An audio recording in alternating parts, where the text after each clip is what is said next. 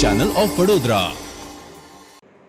ભૂતકાળમાં પણ સંસ્થા દ્વારા આ હોસ્પિટલને 3 ડાયાલિસિસ મશીન આપવામાં આવ્યા હતા, જેનો 4000થી વધુ દર્દીઓએ લાભ લીધો છે.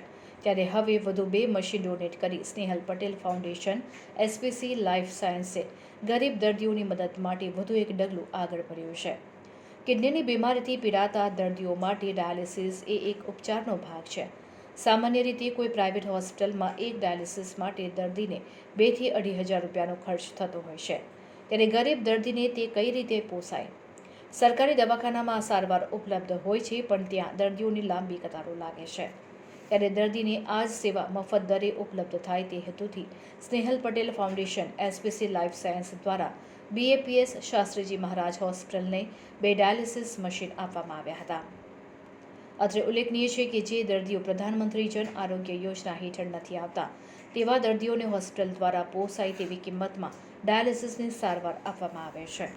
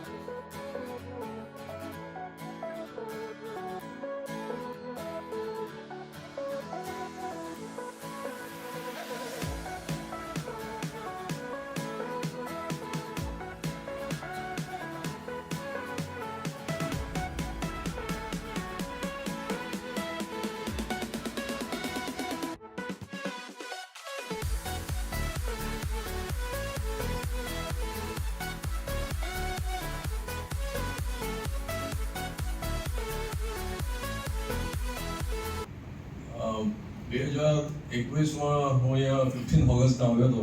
ત્યારે હોસ્પિટલનું એક્સપાન્શન ઉપરના 2 ફ્લોર સાઇડિંગ એ ટાઈમે સ્ટાર્ટ કરવાના હતા. એ જ ટાઈમે મારો દહેજ યુનિટ પણ હવે એક્સપાન્શન ગ્રીનફિલ્ડ પ્રોજેક્ટ સ્ટાર્ટ કરવાના હતા. I think today both the things are accomplished. I'm seeing મને ડૉક્ટર સાહેબ સમીરે કીધું કે we'll have a tour અને some new departments will be added નવા એક્સપાન્શનમાં. એન્ડ જ્યારે હું અહીંયા આવું છું, આઈ એમ ફિલિંગ વેરી હેપી. હું કંઈક તમારા પાસેથી કંઈક ઇન્સ્પિરેશન પણ લઈને જાઉં છું.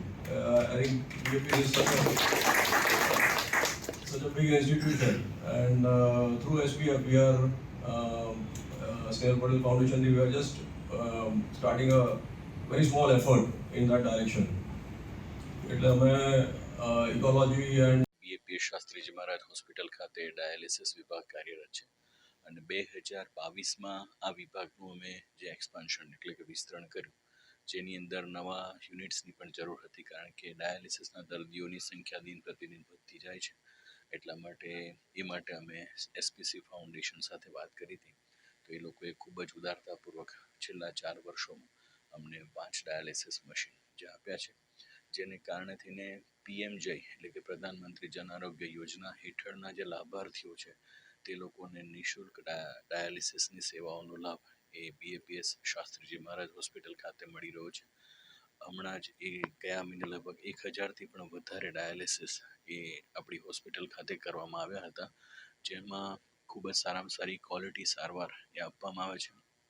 જેમ કે એના અંદર એન્ડોટોક્સિનની તપાસ પાણીની અંદર અને બીજા બાયોકેમિકલ એનાલિસિસ, કલ્ચર, આ બધા ટેસ્ટ કરવામાં આવે છે અને નિષ્ણાત નેફ્રોલોજીસ્ટ દ્વારા એમને ફૂલ ટાઈમ સર્વિસીસ પણ મળે છે. રાઉન્ડ ધ ક્લોક મેડિકલ ઓફિસરની સુવિધા તેમજ ખૂબ જ ટ્રેનિંગ પ્રાપ્ત એવા ટેકનિશિયન્સની પણ સેવાઓ એમને મળી રહે છે.